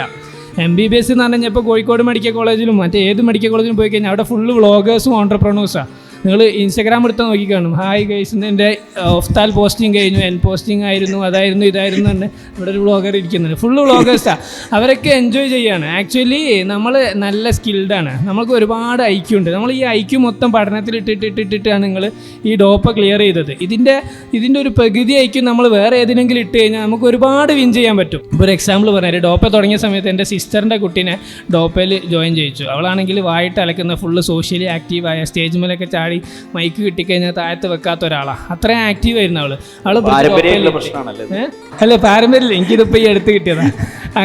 അങ്ങനെ ഒരാളായിരുന്നു അവളെ പിടിച്ച് ഡോപ്പയിലെടുത്ത് അവൾ പഠിച്ച് അവൾ കുറച്ച് കഴിഞ്ഞപ്പോഴത്തേക്ക് അവൾക്ക് വയറുവേദന, എപ്പോഴും വയറുവേദന. അവൾ ഫുള്ള് മൂഡ് ഓഫ്, അവളെ മൊത്തം ചെറിയ കാണുന്നില്ല. അപ്പോൾ മനസ്സിലായി അവൾക്ക് ഈ പരിപാടി പറ്റില്ല. അവളെ വേഗം ഇറക്കിയിട്ട് ഗവൺമെൻറ് സ്കൂളിൽ കൊണ്ടുപോയി ചേർത്തി. അവൾ ഈ +2 ചെറിയ മാർക്കോട്, മോശമില്ലാത്തൊരു മാർക്കോടുകൂടി പാസ്സായി. +2 കഴിഞ്ഞ പാടെ തന്നെ ഒരു 10-15 ദിവസത്തെ ഈ LLB ആയിട്ട് അലക്കാൻ കഴിവുള്ളതുകൊണ്ട് LLBക്ക് പോട്ടെ എന്ന് വിചാരിച്ചു. BBA LLB അതിൻ്റെ LLBൻ്റെ കോച്ചിങ്ങിന് ചേർത്തി. വെറും 15 ദിവസത്തെ കോച്ചിങ്ങിന് പോയിട്ടുള്ളൂ. പക്ഷേ ഈ ഡോപ്പയെന്ന് പഠിച്ച കുറച്ച് കാലത്ത് ആ ഒരു കോമ്പറ്റേറ്റീവ് എക്സാം ക്രാക്ക് ചെയ്യാനുള്ള, ഈ മൾട്ടിപ്പിൾ ചോയ്സ് എക്സാം ക്രാക്ക് ചെയ്യാനുള്ള കഴിവും കുറച്ച് വായനയും വെച്ചിട്ട് ഒക്കെ 22 റാങ്ക് കിട്ടി കുസാറ്റിൽ. ഇന്ന് അവളെ കേരള ലോ LLBൻ്റെ റിസൾട്ട് വരും. അതിലെന്തായാലും 10ൻ്റെ താഴെ അല്ലെ 20ൻ്റെ താഴെ ഉണ്ടാവുമെന്നാണ് പ്രതീക്ഷിക്കുന്നത്. അപ്പോൾ ഇത് കുറച്ച്, അതായത് നമ്മൾ ഈ നീറ്റ് UGക്കും നീറ്റ് PGക്കും ഉപയോഗിക്കുന്ന സ്കില്ലും എനർജിയും വല്ല മത്തിക്കച്ചവടത്തിനും എടുത്തിട്ടുണ്ടെങ്കിൽ മേ ബി ഒരു ഇൻ്റർനാഷണൽ വെൽ ഓർഗനൈസ്ഡ് ബിസിനസ്സൊക്കെ ആവും. കാരണം അത്രയും കഴിവ് നമുക്കുണ്ട്. മേ ബി അതാണ് ഇവരെല്ലാം നമ്മളെന്തെങ്കിലും ബിസിനസ്സിൽ ഇറങ്ങിക്കഴിഞ്ഞാൽ പൊട്ടാൻ സാധ്യതയില്ല. അപ്പോൾ നിങ്ങൾ തുറന്ന മനസ്സോടുകൂടി ഹോസ്പിറ്റലിൽ പോകുക. പഠിക്കാമെന്ന് വേണ്ടി മാത്രമല്ല. 80% അറ്റൻഡൻസ് വേണമെന്ന് പറഞ്ഞത് 80% അറ്റൻഡൻസേ പാടുള്ളൂ. അതിൽ കൂടുതൽ ഫുൾ ടൈം ക്ലാസ്സിൽ ഇരുന്നിട്ട് ഒരുപാട് സമയം കളയരുത്. നിങ്ങൾ ബാക്കി കാര്യങ്ങൾ പിന്നെ എപ്പോഴും കൂടെ ഉള്ള കുറച്ച് ഡോക്ടേഴ്സിനോട് കമ്പനി വേണം. പക്ഷേ ഫ്രണ്ട്സ് മൊത്തം ഡോക്ടേഴ്സ് ആവരുത്. നോൺ മെഡിക്കോസ് കുറേ കമ്പനി വേണം. എനിക്ക് ആ റൂമിൽ ഒരു 5-6 ആൾക്കാരായിട്ടാണ് ഞാൻ കണ്ടിന്യൂസ് ആയിട്ട് ബന്ധം കീപ്പ് ചെയ്യുന്നത്. ബാക്കി കൂടുതൽ നോൺ മെഡിക്കോസാണ്. നോൺ മെഡിക്കോസ് ആകുമ്പോഴാണ് നമ്മുടെ അടുത്ത് എന്താ കഴിവുള്ളത്, നമുക്ക് അവിടെ എവിടെ മാർക്കറ്റ് ചെയ്യാൻ പറ്റും, എന്തൊക്കെ ചെയ്യാൻ പറ്റും എന്ന് പറയുന്നത്. അപ്പോൾ ഒരു MBBS തീരുമ്പോഴത്തേക്ക് 1-2 സംരംഭങ്ങൾ തുടങ്ങി പൊട്ടണം. അപ്പോഴേ കുറച്ചും കൂടി എക്സ്പീരിയൻസ് ഉണ്ടാവുള്ളൂ. പിന്നെ കുറച്ചും കൂടി സോഷ്യലി കണക്റ്റഡ് ആവണം, ഒരുപാട് നെറ്റ്വർക്ക് ഉണ്ടാക്കണം. അപ്പോൾ ബാക്കി എന്തായാലും പ്രൈവറ്റ് മെഡിക്കൽ കോളേജിൽ പോവുകയാണെങ്കിലും ഏത് മെഡിക്കൽ കോളേജിൽ പോവുകയാണെങ്കിലും കുറേ സാധനങ്ങൾ വാങ്ങാനുണ്ടാവും, കുറേ ബുക്കുകൾ ഉണ്ടാവും, ബോൺ സെറ്റ് ഉണ്ടാവും, അങ്ങനെ പല കാര്യങ്ങളുണ്ടാവും, ഹോസ്റ്റൽ ഫീസ് ഉണ്ടാവും. അത് ഏറ്റവും മിനിമം ആക്കി ഉപയോഗിക്കുക. പിന്നെ ഇപ്പോൾ ഒരുപാട് തിരക്ക് പിടിച്ച് ഒന്നും വാങ്ങിക്കേണ്ട എന്നുള്ളത് തന്നെയാണ്. ഞാൻ പറയാം വാങ്ങിക്കേണ്ട നിൽക്കാൻ അങ്ങനെ ഒരു ഓപ്ഷൻ ഉണ്ടെങ്കിൽ. കാരണം ഇപ്പം ഞാൻ PGയിലാണെങ്കിൽ ഒരു iPad വാങ്ങി. ഞാൻ എൻ്റെ ലൈഫിൽ വാങ്ങിയ ഏറ്റവും ബെസ്റ്റ് ഇലക്ട്രോണിക് ഗാഡ്ജറ്റ് iPad. അത് തന്നെ 29,000 ആണ്. സെക്കൻഡ് ഹാൻഡ് 24,000 കിട്ടി. അത്രയും നല്ലൊരു സാധനം ഞാൻ വേറെ ഉപയോഗിച്ചില്ല. കാരണം എല്ലാ ബുക്കും നമുക്കതിൽ കിട്ടും. ഏത് ബുക്കാണെങ്കിലും, ഏത് സർജറിൻ്റെ എല്ലാ ബുക്കും കിട്ടും. ഇനി അതിൻ്റെ ഇടയിൽ അനാട്ടമി റെഫർ ചെയ്യണമെന്ന് അനാട്ടമി ബുക്ക് കിട്ടും. അപ്പോൾ PGക്കാട്ടോ വാങ്ങിച്ചത്. MBBSന്റെ തുടക്കത്തെ ഫസ്റ്റ് ഇയറിൽ തന്നെ അത് വേണമെന്ന് വെച്ച് പോകണ്ട. അങ്ങനെ മാക്സിമം കുറേ സാധനങ്ങൾ വാങ്ങിയോണ്ട് കാര്യമില്ല. നമ്മൾ നാളെ മുതൽ ജിമ്മിൽ പോകണമെന്ന് വിചാരിക്കുമ്പോൾ ഷൂ വാങ്ങരുത്. ജിമ്മിൽ പോവുക, എന്നിട്ട് ഒരാഴ്ച പോകാൻ പറ്റുന്നുണ്ടോ നോക്കുക. പറ്റുന്നുണ്ടെങ്കിൽ കാല് വേദന വരുമ്പോഴേ ഷൂ വാങ്ങും. അല്ലെങ്കിൽ ഷൂ അവിടെ ഉണ്ടാവും, ജിമ്മും അവിടെ ഉണ്ടാവും. പിന്നെ തലയിൽ മുണ്ടിട്ടിട്ട് പോകേണ്ടി വരും ജിമ്മിൽ നിന്ന് ഷൂ എടുക്കാൻ വേണ്ടിയിട്ട്. അതുകൊണ്ട് ദയവ് ചെയ്ത് ആദ്യം സാധനങ്ങൾ വാങ്ങാൻ നോക്കരുത്. സോ ഹാറൂനോട് തന്നെ സെയിം ക്വസ്റ്റ്യൻ. ഒരുപാട് ഡോക്ടേഴ്സ് എണ്ണം വരുന്നുണ്ട്. എന്താ പറയാം, ഇങ്ങനെ പറയാറുള്ളത് പണ്ടത്തെ BTech ആണ് ഇപ്പോഴത്തെ പുതിയ MBBS. ഇതൊക്കെ സോഷ്യൽ മീഡിയ ഡിസ്കഷൻസ് ആണ്. യൂട്യൂബ് എത്രത്തോളം റിയൽ ആണ്. അതായത് ഡോക്ടർമാരെ മുട്ടിട്ട് നടക്കാൻ പറ്റുന്നില്ല, ജോബ് ഓപ്പർച്യൂണിറ്റി കുറയാണ്, സാലറി കുറവാണ്, ഇങ്ങനത്തെ കുറേ കംപ്ലൈൻറ്റ് ഉണ്ട്. സോ അത് കേട്ടുകൊണ്ട് ഇപ്പം കോച്ചിങ്ങിന് പോകാൻ താല്പര്യം, മേ ബി കഷ്ടപ്പെട്ട് പഠിക്കുകയാണ്, അതിനോരോ റീസൺ പറയുന്നതാവും ചെയ്യും പിള്ളേർക്ക്. ഇങ്ങനെ പറയുന്നുണ്ടല്ലോ, ഇങ്ങനെ ഡോക്ടറിനെ കുറിച്ച് പറയുന്നുണ്ട്. ഈ പോകാൻ പോകുന്ന ആൾക്കാർക്ക് കൺഫ്യൂഷൻ ഉണ്ട്, പാരൻസിന് കൺസേൺഡ് ആണ്. എന്താണ് പറയാനുള്ളത് എക്സ്പീരിയൻസ്? അല്ല, സാച്ചുറേറ്റഡ് ആണ്. കേരളത്തിലും അതെ, കർണാടകയിലും അതെ. കർണാടകയിൽ ഒരുപാട് മെഡിക്കൽ കോളേജ് ഉണ്ട്. ഏറ്റവും കൂടുതൽ മെഡിക്കൽ കോളേജ് പ്രൈവറ്റും ഗവൺമെൻറ്റും കൂട്ടിയിട്ടുള്ളത് കർണാടകയിലാണെന്ന് തോന്നുന്നു. അപ്പോൾ ഒബ്വിയസ്ലി തക്കാളിൻ്റെ അവൈലബിലിറ്റി കൂടുമ്പോൾ തക്കാളിക്ക് വില കുറയും. അതുപോലെ തന്നെ ഡോക്ടേഴ്സിൻ്റെ അവൈലബിലിറ്റി കൂടുമ്പോൾ ഡിമാൻഡ് കുറയും. അവൈലബിലിറ്റി എന്തിന് കൂടുന്നോ അതിന് ഡിമാൻഡ് കുറയും. പക്ഷേ കോമ്പറ്റീഷൻ്റെ കാര്യം, സാച്ചുറേഷൻ്റെ കാര്യം, നമ്മളൊരു കാര്യത്തിൽ ഫോക്കസ് ചെയ്യുകയാണ്, അതിൽ തന്നെ വർക്ക് ചെയ്യുകയാണെങ്കിൽ ഇപ്പോൾ ഞാൻ ശാന്തി ഹോസ്പിറ്റൽ, ഞാൻ ജനറൽ സർജറി കഴിഞ്ഞ് ശാന്തി ഹോസ്പിറ്റലിൽ കയറി. ഒരുപാട് റിസർച്ച് ചെയ്തിട്ടാണ് ആ ഹോസ്പിറ്റൽ ചൂസ് ചെയ്തത്. ഞാൻ 1-2 ഹോസ്പിറ്റലിലൊക്കെ നോക്കി അത് ചൂസ് ചെയ്തു, അവിടെ വർക്ക് ചെയ്യുന്നുണ്ട്. അപ്പം ഒരു ശരാശരി ഒരു 5 ഇയർ കഴിഞ്ഞാൽ ഒരു ഫ്രഷ് ജനറൽ സർജൻ ഒരു ഹോസ്പിറ്റലിൽ ജോയിൻ ചെയ്ത് 5 ഇയർ കഴിഞ്ഞാൽ വരുന്ന നമ്പർ ഓഫ് OPs എനിക്ക് 3-ാമത്തെ മാസം മുതൽ തന്നെ കിട്ടി. അത് പോരാത്തതിന് ഒരു ഏരിയ ഞാൻ ഫോക്കസ് ചെയ്യാൻ തുടങ്ങി, പോഡിയാട്രി എന്ന് പറഞ്ഞാൽ. അത് നാട്ടിലുള്ള അതിൻ്റെ ഡിമാൻഡും കാര്യങ്ങളൊക്കെ നോക്കി അത് ഫോക്കസ് ചെയ്യാൻ നോക്കുമ്പോൾ പേഷ്യൻസ് പെട്ടെന്ന് കൂടുന്നുണ്ട്. അപ്പോൾ നമ്മൾ വെറുതെ ബാക്കിയുള്ളവരെ കോമ്പറ്റീഷനും കാര്യങ്ങളൊക്കെ, നമ്മൾ ചെയ്യുന്ന കാര്യം നമ്മൾ ഫോക്കസ് ചെയ്ത് കഴിഞ്ഞാൽ അവിടെ കോമ്പറ്റീഷൻ എന്ന് പറഞ്ഞ സാധനം ഇല്ല എന്നാണ് ഞാൻ മനസ്സിലാക്കുന്നത്. എന്തെങ്കിലും ഒരു കാര്യത്തിൽ അത്രയും ഫോക്കസ് ആയിട്ട് നമ്മൾ വർക്ക് ചെയ്യുന്നുണ്ടെങ്കിൽ കോമ്പറ്റീഷൻ ഇല്ല. അപ്പോൾ ക്വാളിറ്റി കൊടുക്കാൻ പറ്റുക, ക്വാളിറ്റി കൊടുത്തു കഴിഞ്ഞാൽ വലിയ പ്രശ്നമല്ല. എന്നാലും അവൈലബിലിറ്റി കൂടുന്നതിൻ്റേതായ പ്രശ്നങ്ങളുണ്ട്, പേയ്മെൻറ്റ് കുറഞ്ഞു വരുന്നുണ്ട്. അതിനാണ് ഞാൻ പറഞ്ഞത്, നമുക്ക് ഒന്നാമത് ഇപ്പോൾ അനുഭവിക്കുന്ന ഏറ്റവും വലിയ പ്രശ്നം ഈ MBBSഉം MS-ഉം സൂപ്പർ സ്പെഷ്യാലിറ്റി ഒക്കെ കഴിഞ്ഞ ഒരു ഡോക്ടർ വന്നിട്ട് ഒരു ഹോസ്പിറ്റൽ മാനേജ്മെൻറ്റിൻ്റെ അടുത്ത് സാലറി സംസാരിക്കാൻ വേണ്ടി ഇരിക്കുമ്പോൾ ഡോക്ടർക്ക് സംസാരിക്കാൻ അറിയില്ല. ഇതെങ്ങനെയാണ് സംസാരിക്കേണ്ടത്, എത്ര പറയണം, എത്ര ബാർഗെയിൻ ചെയ്യണം, അതൊക്കെ മോശമല്ലേ? അവരെ ലൈഫിൽ ഏറ്റവും ഇമ്പോർട്ടൻറ്റ് സാധനമാണ് സാലറി സംസാരിക്കുക, നല്ലൊരു ഹോസ്പിറ്റൽ ചൂസ് ചെയ്യുക എന്നുള്ളത്. അതൊന്നും അവർക്ക് അറിയില്ല, കാരണം അവർക്ക് പഠിക്കാൻ മാത്രമേ അറിയുള്ളൂ. അങ്ങനെ ആയിപ്പോവരുത്, നമ്മൾ നല്ല സോഷ്യലി കണക്റ്റഡ് ആവുക. എന്നാലും സാച്ചുറേഷൻ്റെ പ്രശ്നം എന്തായാലും ഉണ്ട്, അത് കുറച്ച് കഴിഞ്ഞാൽ നമുക്ക് മനസ്സിലാവും. അപ്പോൾ നമ്മൾ എങ്ങനെ വീണാലും 4 കാലിൽ വീഴാൻ ഉള്ള കഴിവിൽ ഉണ്ടായിരിക്കണം. അതിനുവേണ്ടി എല്ലാത്തിനെ കുറിച്ചും ഒരു ഐഡിയ വേണം. MBBS കഴിഞ്ഞെന്ന് വിചാരിച്ച് MBBS കഴിഞ്ഞാൽ ഇപ്പം ശരാശരി സാലറി 45 to 60 ആണ് ഒരു പ്രൈവറ്റ് സെക്ടറിൽ വർക്ക് ചെയ്യുകയാണെങ്കിൽ. പക്ഷേ ഒരു ക്ലിനിക്കിൽ വർക്ക് ചെയ്യുകയാണെങ്കിൽ 1.2 ആ റേഞ്ചിൽ കിട്ടും. അപ്പോൾ പണ്ടൊക്കെ സർജൻസിനായിരുന്നു ഏറ്റവും നന്നായിട്ട്, സാറിന് സർജൻസിന് സർജറി ചെയ്താൽ കട്ട്സും കൂടി കിട്ടും. പക്ഷേ ഇപ്പം ഒരുപാട് ആൾക്കാർ കൂടിയുകൊണ്ട് അങ്ങനെ കട്ട്സൊന്നും ഫുൾ ഒരു ഹോസ്പിറ്റലും കൊടുക്കൂല. സാച്ചുറേഷൻ്റെ പ്രശ്നം അവിടെ ഉണ്ട്. എന്നാലും നമ്മളെ ക്വാളിറ്റിയും നമ്മളെ ഹാർഡ് വർക്കും നമ്മളെ സ്കില്ലിലും ഫോക്കസ് ചെയ്യുകയാണെങ്കിൽ നമുക്ക് എപ്പോഴും ഫ്രണ്ടിൽ നിൽക്കാൻ പറ്റും. സെയിം ക്വസ്റ്റ്യൻ ആസിഫ് സാറിനോട്, ഹൗ സാച്ചുറേറ്റഡ് ഈസ് മെഡിക്കൽ ഫീൽഡിൽ ഒരു എൻ്റെ പറയുമ്പോൾ ഇത്രയൊക്കെ സാച്ചുറേഷൻ ആണെങ്കിലും ഇന്നലെ എനിക്ക് വന്നൊരു കോള് പറയാം. പാർക്കിൻസൺസ് ഡിസീസ് ഉള്ള ഒരു ന്യൂറോ മെഡിസിൻ്റെ ഒരു ഡോക്ടറിനെ കാണണമെന്ന് പറഞ്ഞ് എന്നെ വിളിച്ചത്. ആ ഡോക്ടറിന് 2 മാസമാണ് ബുക്കിംഗ് പറഞ്ഞത്, അവർക്ക് കാണിക്കുമെന്ന് പറഞ്ഞത്. സ്റ്റിൽ സാച്ചുറേഷൻ എന്ന് പറയുമ്പോഴും ഒരു ഡോക്ടറിനെ കാണാൻ 2 മാസം ബുക്ക് ചെയ്യേണ്ട, ഒരു സ്പെഷ്യലിസ്റ്റിനെ കാണാൻ ഒക്കെ ഒരു സിറ്റുവേഷൻ നമുക്കുണ്ട്. സ്റ്റിൽ പറയുന്നത് ബേസിക് ആയിട്ട് ഡോക്ടേഴ്സ് ഇറങ്ങിക്കഴിഞ്ഞാൽ കൂടുന്നുണ്ട് എന്ന് പറയുന്നുണ്ട്. സോ എന്താണ് ആസിഫ് സാറിൻ്റെ എക്സ്പീരിയൻസ്? ഓക്കെ, പിന്നെ ഇപ്പം നമ്മുടെ സമയം നോക്കുന്ന സമയത്ത് സീറ്റ് തന്നെ കൂടിയിട്ടുണ്ട്, MBBS സീറ്റുകൾ കൂടിയിട്ടുണ്ട്. പിന്നെ ഏകദേശം ഒരു ഓൾ ഇന്ത്യ ലെവലിൽ 1,08,000 1,10,000 എന്തോ സീറ്റ് ഉണ്ട്. നമ്മുടെ നാട്ടിൽ ഏകദേശം 140 കോടി ആൾക്കാരുണ്ട് ഇന്ത്യയിൽ. അപ്പം സാച്ചുറേഷൻ എന്ന് പറയുന്നത് ഭയങ്കര റിലേറ്റീവായ കാര്യമാണ്. പിന്നെ നമ്മൾ എന്താണ് നമ്മളെ മൈൻഡിലുള്ളത്, അതായത് നമ്മളിപ്പം ഞാൻ ആദ്യം പറഞ്ഞിട്ടുണ്ടായിരുന്നു, ഒരു ഡോക്ടർ എന്ന് പറഞ്ഞാൽ ഡോക്ടർ ഇങ്ങനെ ഇരിക്കുന്നു, പിന്നെ പേഷ്യൻസ് വരുന്നു, കാണുന്നു, ഫീസ് കൊടുക്കുന്നു, പോകുന്നു. ഈ തരത്തിലേക്ക് ചിലപ്പോൾ സാച്ചുറേഷൻ വന്നിട്ടുണ്ടാവാം. ബട്ട് പിന്നെ ഇപ്പോൾ എനിക്കൊരു എക്സാമ്പിൾ ഞാൻ പറഞ്ഞുതരാം. എൻ്റെ നാട്ടിൽ കുറച്ച് ഉള്ളിലോട്ടുള്ള സ്ഥലമാണ്. എൻ്റെ ഫ്രണ്ടിൻ്റെ ഉമ്മാക്ക് പിന്നെ വയ്യാതായി, ബെഡ് റിഡനായി. ആ ആൾക്കാർക്ക് അവിടെ, അതായത് ഒരിക്കലും പിന്നെ ഈവൻ സ്ട്രക്ചറിൽ പോലും ഹോസ്പിറ്റലിലേക്ക് പോകാൻ പറ്റാത്തൊരവസ്ഥ ഉള്ളൊരു സമയം. അതായത് നമ്മളെ പാരൻസ്, നമ്മളെ ഏജ്ഡ് ആയിട്ടുള്ള നമ്മളെ ഗ്രാൻഡ് പാരൻസിൻ്റെ ഒക്കെ സിറ്റുവേഷൻ, അവർക്ക് പ്രോപ്പറായിട്ട് ഇത്രയും ഡോക്ടേഴ്സ് ഉണ്ടായിട്ടും പ്രോപ്പറായിട്ടുള്ളൊരു ഹെൽത്ത് കെയർ കിട്ടിയിട്ടില്ല. അത് നമ്മളെ സിസ്റ്റത്തിലില്ല. അപ്പോൾ നമുക്ക് ഡോക്ടേഴ്സ് എന്ന രീതിയിൽ ഓപ്പർച്യൂണിറ്റീസ് ഭയങ്കര കുറേ കൂടുതലാണ്. അത് ഡോക്ടേഴ്സായിട്ട് വർക്ക് ചെയ്യാനും പക്ക പേഷ്യൻ്റ് കൺസൾട്ടേഷൻ്റെ അതിനും ആൾക്കാർ പിന്നെ കുറവാണെന്ന് തന്നെ ഞാൻ മനസ്സിലാക്കുന്നത്. അതേപോലെ തന്നെ ഡിഫറൻ്റ് ആയിട്ടുള്ള ഓരോ ഏരിയകളുണ്ട്, റിസർച്ച് പോസിബിലിറ്റീസും അതുപോലെ തന്നെ ഈ പറയുന്ന അഡ്മിനിസ്ട്രേഷൻ ലെവലിലും ഹെൽത്ത് സിസ്റ്റത്തിൽ കുറേ കാര്യങ്ങൾ ചെയ്യാനുണ്ട്. അപ്പോൾ ഇനി പിന്നെ ഈ സൗത്തിലോട്ട് മാത്രമാണ് കൂടുതലായിട്ടുള്ള ഡോക്ടേഴ്സിൻ്റെ ആൾക്കാരുള്ളത്. അങ്ങോട്ട് പോണ സമയത്ത് പിന്നെ ഡൽഹിയിലും ഒക്കെ നമ്മൾ ഈ മെഡിക്കൽ ഷോപ്പുകളാണ് ഹോസ്പിറ്റലായിട്ടും ഡോക്ടേഴ്സായിട്ട് വർക്ക് ചെയ്യുന്നത്. ഒരു പൂവും പനിയാണെന്ന് പറയും, മെഡിക്കൽ ഷോപ്പിൽ ആൾക്കാർ ഒരു പൊതി എടുത്തു കൊടുക്കും. അതന്നെ ഡൽഹിത്തെ കഥയായി പറയുന്നത്. ബാക്കിയുള്ള സ്ഥലത്തൊന്നും പ്രോപ്പറായിട്ടുള്ള ഡോക്ടേഴ്സോ ക്വാളിഫൈഡ് ഡോക്ടേഴ്സോ ഒന്നുമില്ല. അപ്പോൾ നാട്ടിൽ ഒന്ന് ചിന്തിക്കുകയാണ്, നമ്മളൊന്ന് മോൾഡ് ചെയ്തെടുക്കുകയാണെന്നുണ്ടെങ്കിൽ ഓപ്പർച്യൂണിറ്റീസ് ഉണ്ട്. പിന്നെ ഹാറൂൺ പറഞ്ഞത് തന്നെ ഞാൻ സ്ട്രിക്റ്റ് ചെയ്യാണ്. നമ്മൾ ഇത്രയും കാലം 10 വർഷം പോലും നമ്മളൊരു സിസ്റ്റത്തിൽ വർക്ക് ചെയ്ത് നമ്മൾ പിന്നെ സ്കിൽ ഡെവലപ്മെൻറ്റിലും കമ്മ്യൂണിക്കേഷനിലും ഫോക്കസ് കൊടുത്താൽ അവർ കോമ്പറ്റീറ്റീവ് സാധനം ഉണ്ടാവേണ്ട ഒരു ആവശ്യമില്ല. നിങ്ങൾക്കറിയാം, പിന്നെ നിങ്ങൾക്ക് തന്നെ ഏറ്റവും ഇഷ്ടപ്പെട്ട ഡോക്ടേഴ്സിന് പോകുന്ന കുറേ ആൾക്കാരുണ്ട്.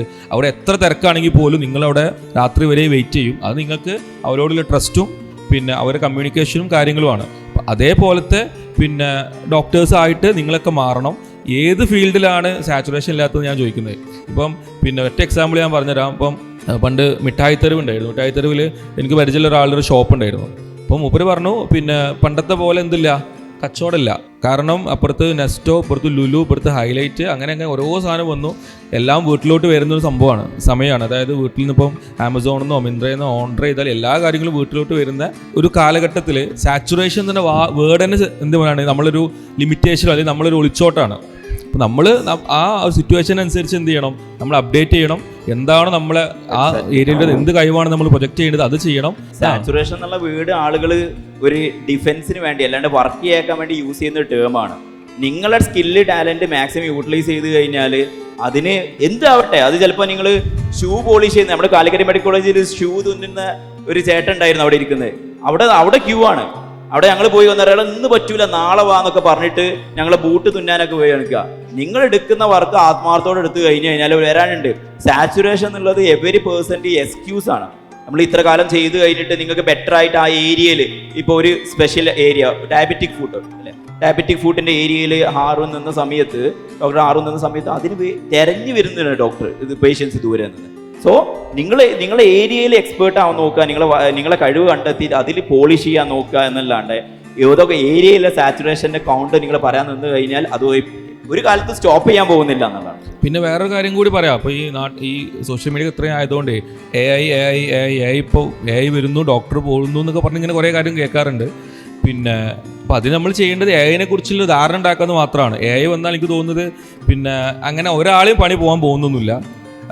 ഒരു പീക്ക് ഉണ്ടാവും, പെട്ടെന്നൊരു സാധനം കയറുന്നു തിരിച്ചിറങ്ങുന്നു എന്നല്ലാതെ ഒരാളുടെയും പണി പോകാൻ പോകുന്നില്ല. അങ്ങനെ കുറേ ആൾക്കാർ കണ്ടൻസ് ക്ഷാമം കാരണം, അതായത് അങ്ങനെ നെഗറ്റീവ് കണ്ടൻസിനാണല്ലോ കൂടുതലായിട്ട് ആൾക്കാർ കേൾക്കുന്നുണ്ടാവുക. അപ്പോൾ അതുകൊണ്ട് അങ്ങനത്തെ കുറേ കാര്യങ്ങളുണ്ട്. നമ്മളെ കൈവിൽ ട്രസ്റ്റ് ചെയ്യുക. നമ്മൾ ഒരിക്കലും ഇത്ര ആലോചിച്ചാൽ മതി, നമ്മളൊരു നല്ലൊരു ഉദ്ദേശത്തോടു കൂടി ഒരു കാര്യത്തിൽ കുറേ സമയം ഇൻവെസ്റ്റ് ചെയ്താൽ നമ്മൾ എവിടെയും എന്താവില്ല, നമ്മൾ എവിടെയും പ്ലേസ് ആവാതെ പോവില്ല. നമ്മളെല്ലാവരും അംഗീകരിക്കും. ഇത്ര മാത്രം ആലോചിച്ചാൽ മതി. എന്ത് ഏരിയയിലേക്കാണ് ഇനി വർക്ക് ചെയ്യാൻ പോകുന്നത്? എന്താണ് നിങ്ങളുടെ academic plan or treatment means as A working plan? ഞാനിനി PG പഠിക്കാൻ വേണ്ടി നീറ്റിന്റെ പ്രിപ്പറേഷന് വേണ്ടി നോക്കുകയാണ്. വന്നേക്കാം. എനിക്ക് ഓർത്തോപെഡിക്സ് ആണിലേക്കാണ് താല്പര്യം. പക്ഷേ കോഴിക്കോട് മെഡിക്കൽ കോളേജിലെ തിരക്കൊക്കെ കണ്ടപ്പോൾ എനിക്ക് ചെറുതായിട്ടൊരു ഇവിടെ എടുക്കണമെന്ന് തന്നെ ഒരു ഡൗട്ടാണ് ഇപ്പോൾ. അല്ലെങ്കിൽ ഞാൻ പീഡിയാട്രിക്സിലേക്ക് പോകും, എനിക്കതിന് താല്പര്യമുണ്ട്. ഓക്കെ, ആ ഏരിയയിൽ പോയിട്ട് സാച്ചുറേഷൻ ആണെന്നുള്ള ഫീൽ ഉണ്ടോ പേഷ്യൻറ്റിനോടും ട്രീറ്റ്മെൻറ്റിലേക്ക് കടന്നപ്പോൾ? അല്ല, ഒരിക്കലും അല്ല. എനിക്ക് പേഴ്സണലി ഞാൻ പറയുകയാണെങ്കിൽ കോഴിക്കോട് മെഡിക്കൽ കോളേജിനെ പറ്റി പറയുകയാണെങ്കിൽ കുറേ ഡോക്ടേഴ്സ് ഇനിയും വേണം. ഞങ്ങൾക്ക് ഉറക്കമില്ലാത്ത കുറേ രാത്രികളുണ്ട്. ഉറക്കം എന്ന് പറയുന്ന സാധനത്തിന് വേണ്ടി നമ്മൾ ക്രേവ് ചെയ്യത്തില്ലേ? പോസ്റ്റിങ്ങിൻ്റെ ഇടയ്ക്കൊക്കെ ഇരുന്ന് എല്ലാ PGസും ഹൗസ് സർജൻസും ഒക്കെ ഇരുന്ന് ഉറക്കം തൂങ്ങുകയാണ്. ഞങ്ങൾക്ക് ഉറക്കമേ ഇല്ല. അതൊക്കെ കരുതി വേണം നിങ്ങൾ MBBSലേക്ക് വരാൻ guys. How satisfying is medical field? അതായത് പേയ്മെൻ്റ് ആണോ എന്താ? ചിലർ പറയും പേയ്മെൻറ്റ് കുറേ കിട്ടിക്കഴിഞ്ഞാൽ അല്ലെങ്കിൽ കിട്ടുന്നില്ല, വർക്ക് ചെയ്യുന്ന അത്ര കിട്ടുന്നില്ല. എത്ര സാറ്റിസ്ഫൈങ് ആണ്? ഞാൻ ആക്ച്വലി വെരി മച്ച് ഹാപ്പിയാണ്.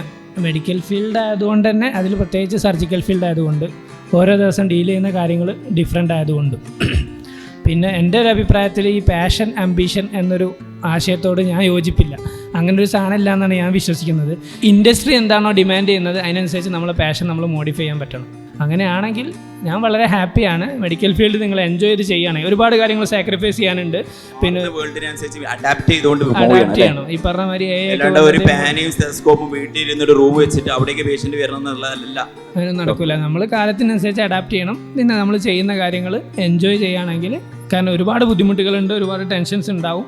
പ്രൈവറ്റിലൊക്കെ വർക്ക് ചെയ്യുന്ന സമയത്തും കോംപ്ലിക്കേഷൻ വന്നു കഴിഞ്ഞാൽ പേയ്മെൻറ്റ് കിട്ടുന്നത് ഹോസ്പിറ്റലിന് ആണെങ്കിലും ഹോസ്പിറ്റലിനും ഡോക്ടർക്കും ആണെങ്കിലും എന്തെങ്കിലും കോംപ്ലിക്കേഷൻ വന്നു കഴിഞ്ഞാൽ പേഷ്യൻറ്റിനോട് ഉത്തരം പറയണം, ബൈസ്റ്റാൻഡറോട് ഉത്തരം പറയണം, PROനോട്, മാനേജ്മെൻറ്റ്, ഹോസ്പിറ്റലിൻ്റെ സെക്രട്ടറി എല്ലാവരോടും നമ്മൾ മറുപടി പറയണം. അതിൻ്റേതായ റെസ്പോൺസിബിലിറ്റി ഉണ്ട്. പക്ഷേ നമുക്കൊരു പേഷ്യൻറ്റ് നമ്മളടുത്ത് ഒരാൾ പ്രശ്നമായിട്ട് വരുമ്പോൾ ആ പേഷ്യൻ്റ് ആ പ്രശ്നമായിട്ട് പോയിട്ട് നമ്മളോട് താങ്ക്സ് പറഞ്ഞ് പിന്നെ വന്ന് നമ്മളോട് കാര്യങ്ങളൊക്കെ സംസാരിച്ച് സന്തോഷത്തോടു കൂടി തിരിച്ചു പോകുമ്പോൾ നമുക്കൊരു ഹാപ്പിനെസ് കിട്ടാനുണ്ട്. ആ ഹാപ്പിനെസ്സാണ് ഇതിൻ്റെ ഏറ്റവും വലിയ ജോയ്. ആക്ച്വലി പൈസ ഒരു വിഷയം തന്നെയാണ്, പൈസ കിട്ടൽ നമുക്കൊരു ആവശ്യം തന്നെ ആണെങ്കിൽ കൂടി ഒരു പരിധി കഴിഞ്ഞാൽ നമുക്കിതിലൊരു ത്രില്ല് വരാനുണ്ട്. ആ ത്രില്ല് തന്നെയാണ് ഇതിൻ്റെ ഹാപ്പിനെസ്. നേരത്തെ പറഞ്ഞ കാറും വീടൊക്കെ വാങ്ങിച്ചു കഴിഞ്ഞാൽ പിന്നെ അതിന് മേലേക്ക് ഒരു കാര്യമില്ല എന്നുള്ളതാണ് അല്ലേ? ഒരു ത്രെഷോൾഡ് കഴിഞ്ഞ് കഴിഞ്ഞാൽ പിന്നെ നമുക്ക് ഹാപ്പിനെസ് നമ്മളെ ത്രില്ല. നമ്മൾ കൂടുതൽ പുതിയ കാര്യങ്ങൾ ചെയ്യണം, വലിയ പ്രശ്നങ്ങൾ സോൾവ് ചെയ്യണം. അതാണ് നമ്മളെ main. Okay, thank you, thank you, Dr. Asif, Dr. Harun, and Dr. Maria, and thank you.